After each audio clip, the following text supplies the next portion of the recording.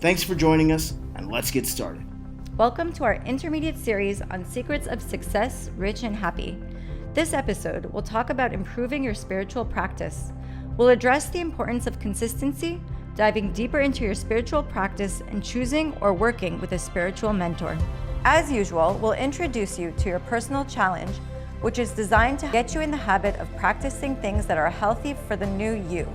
Ready? Awesome, let's get started. With that, we invite you to get settled in a place where you can digest this information without interruption or struggle, clear your mind, and get ready to take the next step in a vital transformation. Let's start with a brief moment of silence to focus and meditate on what you're about to learn, receive, and practice.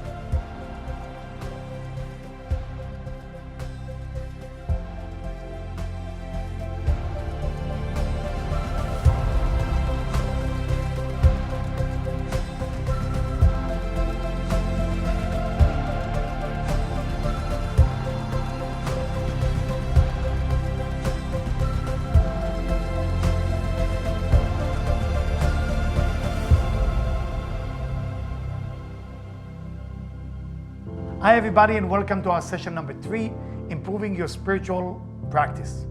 Within this session, we will teach you, guide you on the idea of how to improve what you do spiritually. Now remember that the commitment that we have in the last session is your meditation. I hope you're doing it. If you don't, please stop right now, do your 5 minutes meditation, and then dive into the lecture. Thank you so much. I would like to talk to you about, being more consistent. And I know that a lot of time people start and leave, especially in our generation. We live now in a generation that people are only tasting something, but they're not committing or being consistent on what they do. People love to get the idea right away. I got it. People say, I got it. And when they got it, usually they forget about it. Why is that? Why is being more consistent is so important? I'll tell you why. I don't know how many of you ever play guitar, play tennis, play basketball, play football, all type of thing that need to repeat itself. I remember first session with guitar, I couldn't afford the session, so my parents wouldn't pay for that. So I went and I find a job, and I pay for a guitar teacher that only teach flamenco. Can you imagine? I want to impress the girls, and all what I know how to play was flamenco. It doesn't work, I'm talking about the 80s. Nobody play flamenco. You go to the girl, you do flamenco. I'm not Romeo and Juliet here. So that's all what I have. But that teacher was so tough on me. It was very cheap, because nobody want to study flamenco. And all what I had to do is repeat, consistent, again and again and again and again. I have to tell you that I almost gave it up, which I did for a while, until I met a gentleman who basically saw me with the guitar practicing the same thing all over and over. And he said to me, Eliyahu, you need just a bit change. You were very good. Just let me show you something. And he showed me a certain trick that changed my entire life about music, make me a songwriter, make me a guitar player in a band, make me a vocal in the band. Like, it changed everything. When you are consistent, what happens, you start to rediscover you. You have no idea how many gifts you have in you. You have no clue. You have 1,000 gifts in you, but you cannot discover them if you don't have the power of consistency. Because what happened in the middle of things, you think you got it, but there is so much more to life than what you think right now. Your future is bright. Your future is unbelievable. But to discover that future, you have to be more consistent. Whatever you do in life, you have to be more consistent. Now, when we talk about your spiritual life, being a spiritual person, it's not the easy thing.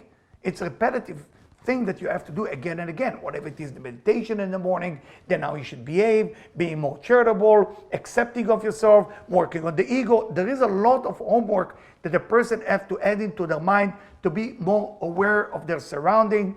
Those things are not easy. Once you quit in the middle, you're not going to get the result of being rich and happy. You want to be rich and happy, right? You want to be more fulfilled, right? You want to connect to that abundance, right? The answer is yes, yes, yes, yes.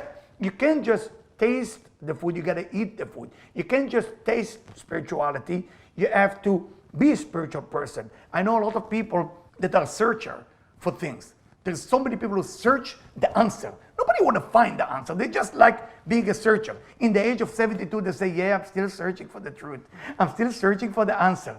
Do you want, I always ask them that question as a devil advocate. I said, do you want to find the answer? What if I tell you I have the answer? Would you like to know about it? No, no, no. I enjoy searching. You know why they say that? Because they don't want to commit and they don't want to be consistent about a certain spiritual journey. Make sure, once you find something, be more consistent.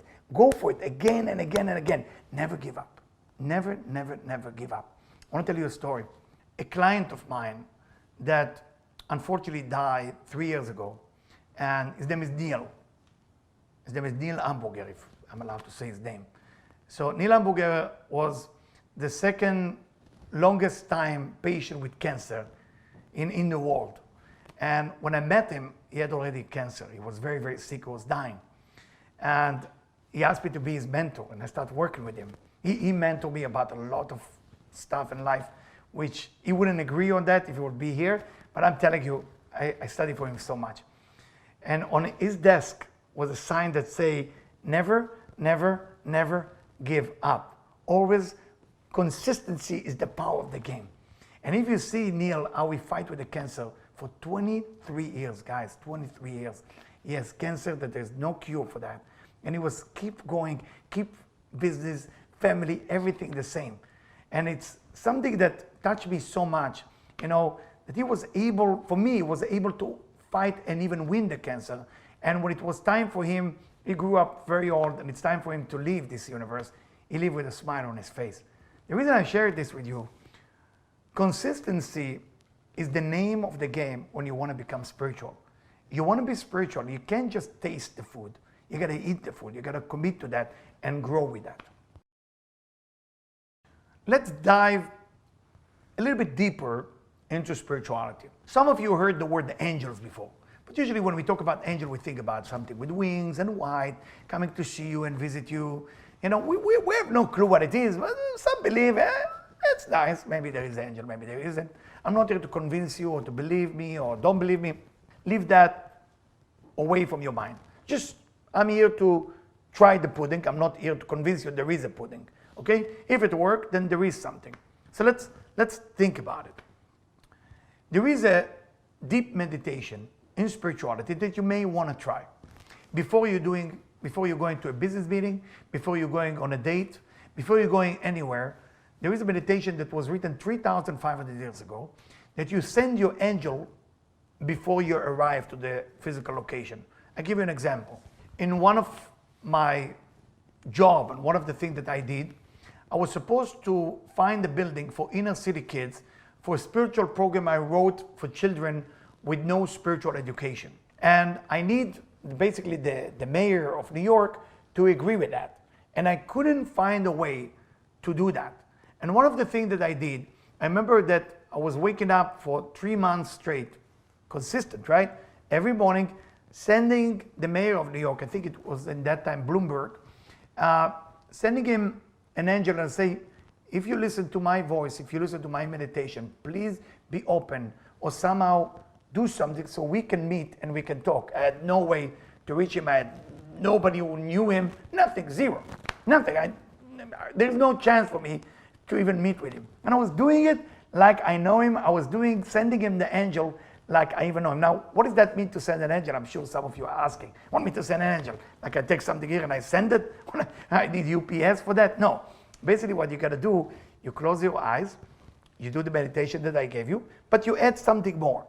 You basically say, I'm talking to my inner force, you can call it angels, and you basically close your eyes, and I'm sending you my angel with a message, almost like you're sending a pigeon or a dove with a little note, okay, like in the old days, and you're sending that angel to the individual and you're asking them to somehow to help you with that.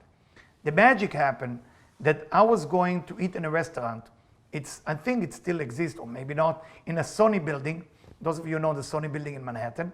I was going to eat there in a restaurant, if I'm not mistaken, called Solo. As I'm going there, the owner of the restaurant, who happened to know me, I was coaching him, so he told me, you know, Eliyahu, Mr. Bloomberg will be here tomorrow. Do you mind to come here and welcome him with me? I really need somebody from your type of thing. I said, did you say Bloomberg? I said, yes, this is crazy. I said, why?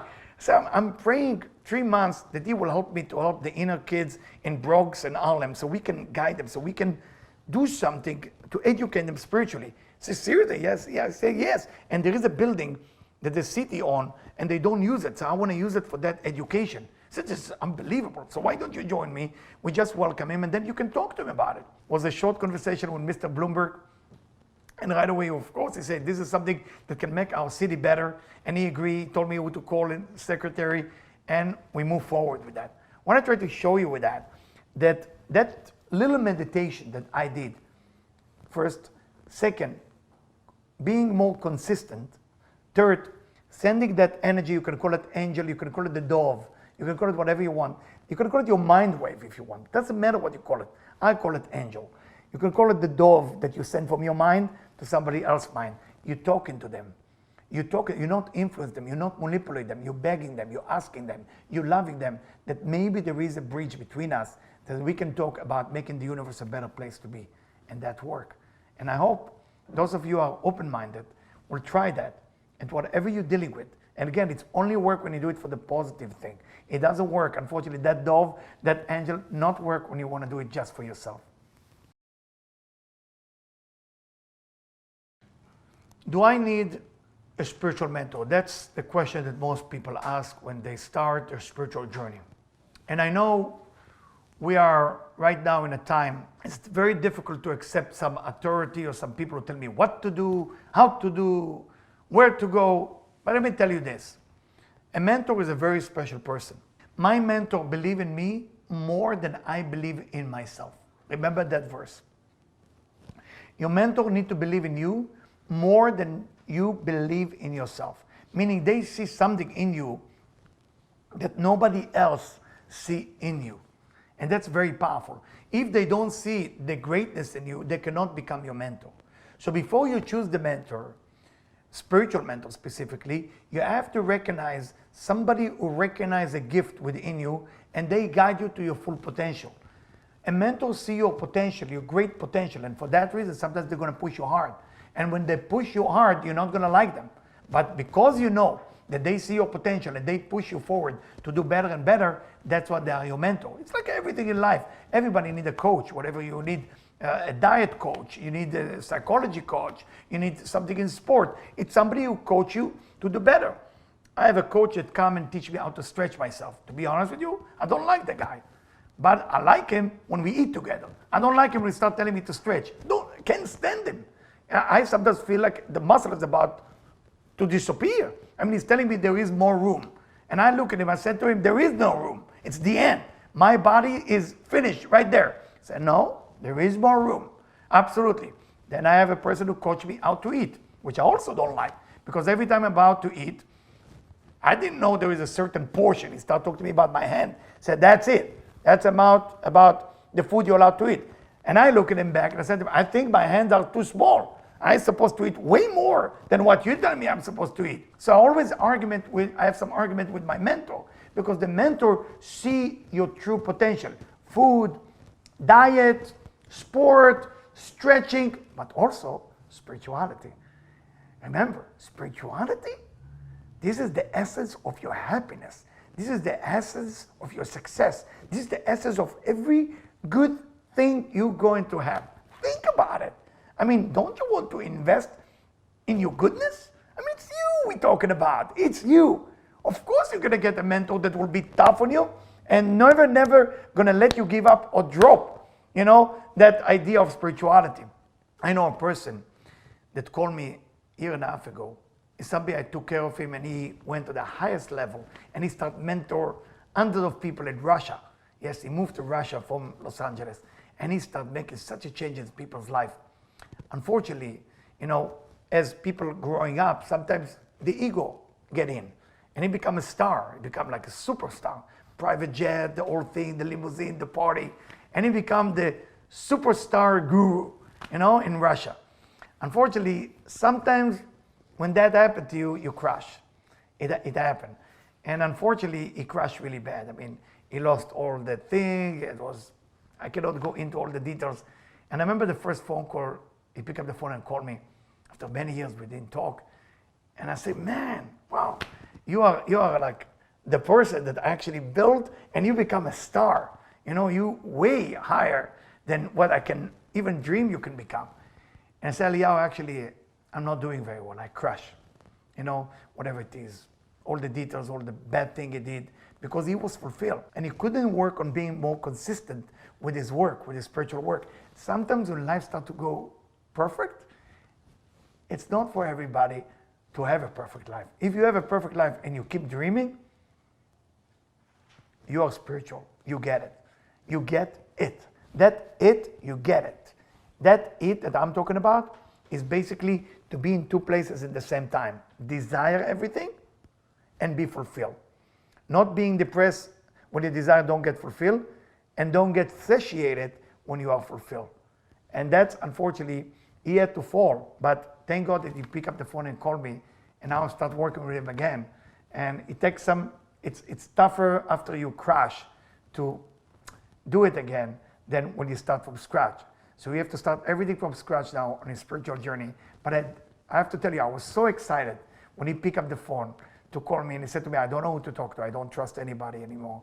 But I need to start without somebody make me ashamed. When you choose a spiritual mentor, there is a trust issue. There is a trust issue. I had a lot of trust issue. So whenever a person come to work with me, a lot of time I look at their eyes and they're nervous, they don't trust. So when you're about to choose somebody, it's a very normal thing not to trust, not to trust. There is two types of people. People who trust and see result, and people who see result and then trust. Like the Missouri things, show me state, you gotta show me, then I will trust you. You gotta recognize your personality. So don't expect yourself to trust if from the beginning of time you never trust anybody, because it's not just gonna happen overnight. Trusting is a big thing. You're giving your life in the hand of somebody else. So make sure you choose somebody that you can feel at least that makes sense to you in the beginning. And as the result will start to show in your spiritual journey, as the result start to show that you become happier, as the results start to show that you become fulfilled, rich and happy and more confidence in yourself, then you know you are with the right mentor. Okay? But give it some time. Don't just quit right away. It needs to take some time. You have to be more consistent. You have to trust a little bit in the beginning. I'm not asking you to trust all the way, but just a little bit. So with the time, you see if it's working for you. Now, it's not working for you for the time that you gave yourself, whatever it is, 3 months or 6 months, then it's time to move to another mentor. Not everybody has to have the same mentor. It has to have some type of synchronicity between two of you. Now, when we talk about mentoring, of course, let me tell you this right away. You always can contact me when it's come to mentoring or whoever you feel comfortable with. But remember, mentor is somebody who has an ability to be a mentor, meaning they see a different aspect of your personality and they guide you in a wonderful, profound way to get to the place where you're meant to be going. Now you may ask, how do they know? But that's what a mentor takes. When somebody cares about you, how is your parents knew what's the best for you? So I don't know if your parents did a good job or a bad job. I'm sure some of you judging your parents not being a great mentor. And some of you say, thank God that I was born to those parents. I know the way I care about my people, it's the same way that I will take care of my children. And I care for my children with all my heart and soul. So for me, it's very important when I mentor a person to ask them a lot of questions, to know exactly where they are, what is the fourth, what is not working, what it is working, and where they want to be a year from now. This is how I work with people. If your mentor don't do that job with you, then it's just talking. You can go to a shrink, you can go to the different places, community service, or whatever it is, it's nice. But the person who talks to you has to care about you, And you're not going to know if they care about you or not until you're going to see result. I understand that. But how would you know if somebody care about you or not care about you? Sometimes when somebody care about you, they have to be tough. They have to disagree with your point because they see that you're going on the wrong direction. When I was mentoring people that are just coming out from the rehab, a lot of time when a person just overcomes a certain addiction, there is another disease beside the addiction is lying. They're lying all the time. So for me as a mentor, for those people, I can't believe everything they're telling me. They told me all kind of story that makes sense. They are the best. and storyteller that I ever met in my life. But thank God to a psychiatrist who coached me, who told me, Eliyahu, not everything they tell you is true, okay? Some of it is true. So it took me some time. So as their mentor, I helped them and I'm still helping them. You know, after I left that rehab that I used to be involved, they still reach out to me and I'm still there for them. If they want to hear an honest opinion, if they want to hear where to go, they know to reach out to me. And then I'm going to guide them step by step to make sure that their life become way better than it is right now. That's my commitment to them. And their commitment to me is to do what I'm asking them to do for themselves. I would like to challenge you on this session. And this session will be basically, the challenges will be to trust yourself. Trust yourself, that you can trust yourself. Meaning what? You're gonna find somebody that you trust that can mentor you. Somebody that you can be honest with, and somebody that you can tell them whatever it is that you want to change or improve or transform. And make sure that you be honest enough with them. Don't hide information, because more you're gonna hide pieces of information, they will not be able to guide you. So this week, please, choose a person that you believe can be your mentor. Now, who is the person who could be mentor? Some of you might get confused. Who is it? I mean, all the time, of course, you can reach out to me and I can help you with that. But if you want to find somebody else, use your creativity. It can be anybody that you can put your trust in, so you will be able to guide yourself into a better life. I would like to tell you, if you still feel confused on choosing your mentor, feel free to reach out to us, to Vital Transformation, and maybe there is a way that I can help you to find a mentor that will work for you. That's what I want you to do. If you cannot find a mentor, do not be shy. Pick up the phone, text us, go to vitaltransformation.org, and we will guide you how to find the right mentor for you. But it's absolutely important that you do that and have a mentor. Don't quit just because you couldn't find the mentor right away. Don't quit. This is the excuse of the demon in your head. Don't quit. Just say, I gotta find the mentor this week, and because I couldn't find, I pick up the phone, I'm calling Vital Transformation, they will help me to find a mentor. Thank you. This has been another episode of Vital Transformation's guided sessions. For more information, visit us at vitaltransformation.org, where you'll find access to all of our guided sessions, content library, weekly updates, and upcoming events.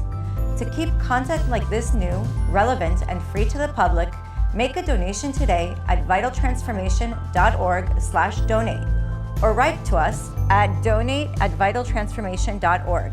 Thanks for joining us, and we'll speak to you soon.